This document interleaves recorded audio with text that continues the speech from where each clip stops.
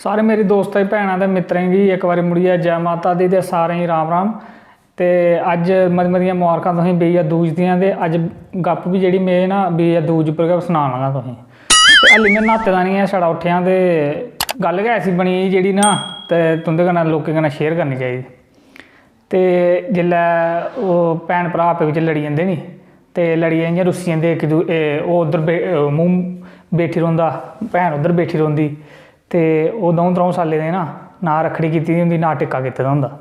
ते फिर इक जने गी शर्म आई जंदी, चलो जी हून साढ़ी भैन जां भ्राऽ छुड़का दा साढ़े कोला ते चलो उसी तरला मिन्नत करियै ते मनाने जाइयै घर। ते अज्ज है बी बेइया दूज ऐ ते अज्ज बड़े बंदे अज्ज बड़े भ्राएं ते जां भैनें अपने भैन भ्राऽ मनाने, रुस्से दे भैन भ्राऽ मनाने। ते जियां गै भ्राऽ जां भैन जंदी ना उं'दै ते जियां गै ओह्दा घर पुजदा ना भ्राऽ भैनू दा घर ते भैन भिड़ी जंदी उसी। जियां भ्राऊ ने पैर रक्खेआ ना ओह्दे घर ते ओह् उसी इ'यां भिड़ी जंदी जियां आखे पीली तमूह्ड़ी निं बड़दी ऐ बगैरा गलती इ'यां गै।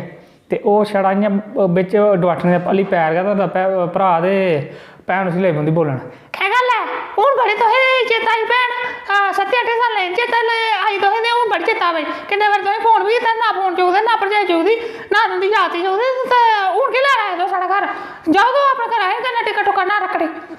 भ्राऽ आखदा ओह् मेरी ते कोई गलती निं ऐ, में ते इसी मनान आया मेरे ते इ'यां भिड़ी गेई जियां कोई पीली तमूह्ड़ी बड़दी।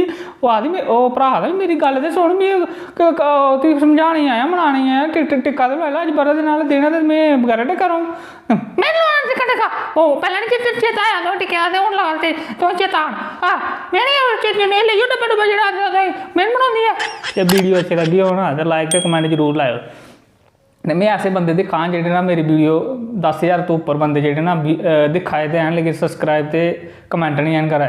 उं'दे अग्गें इक रिक्वेस्ट है, अगर वीडियो अच्छी लग्गा दी ते सब्सक्राइब ते कमेंट जरूर करो ताकि मैं भी अग्गे मोटिवेट होई सकां कि अच्छी वीडियो तुसेंगी देई सकां। ते सारें गी राम राम।